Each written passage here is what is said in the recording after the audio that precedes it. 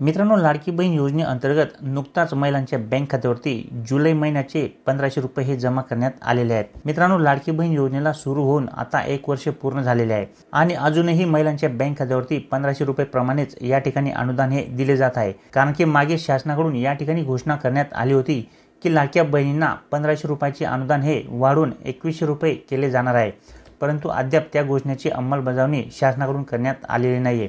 तर आता पुन्हा या ठिकाणी लाडकी बहीण योजनेअंतर्गत अनुदानामध्ये वाढ करण्याबाबत मुख्यमंत्री देवेंद्र फडणवीस साहेब यांच्याकडून एक अपडेट देण्यात आलेली आहे आणि लाडक्या बहिणींना जे काही महिन्याला 1500 रुपये मिळणार आहेत त्यामध्ये आता या ठिकाणी 600 रुपयाची वाढ होऊन 2100 रुपये अनुदान हे केले जाणार असल्याबाबतची या ठिकाणी महत्त्वपूर्ण अशी अपडेट या ठिकाणी शासनाकडून देण्यात आलेली आहे। तर ती अपडेट काय आहे चला या ठिकाणी जाणून घेऊया।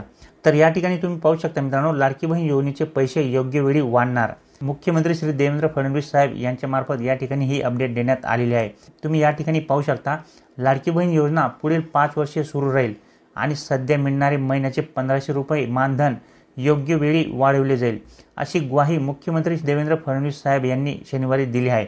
भाजपतर्फे राखी पौर्णिमेनिमित्त आयोजित कार्यक्रमात ते बोलत होते, त्यावेळी त्यांनी या ठिकाणी लाडक्या बहिणीच्या अनुदानामध्ये 1500 रुपयावरून 2100 रुपयाचे जे काही अनुदान आहे ते आम्ही योग्य वेळी वाढवणार आहोत, अशा पद्धतीने या ठिकाणी सांगितले आहे। त्याच्यानंतर मुख्यमंत्री साहेब पुढे म्हणाले की काही जणांनी योजनेचा दुरुपयोग करून घुसखोरी केली आहे, अशांचे मानधन थांबवण्यात येईल।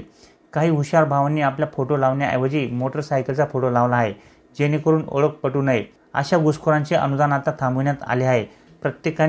प्रत्येकांची पडताळणी या ठिकाणी करण्याचे आदेश जिल्हा अधिकाऱ्यांना देण्यात आलेले आहेत। तसेच पात्र असून देखील ज्या महिलांचा लाभ या ठिकाणी बंद झालेला आहे अशा महिलांवर, अशा भगिनींवर या ठिकाणी अन्याय होणार नाही।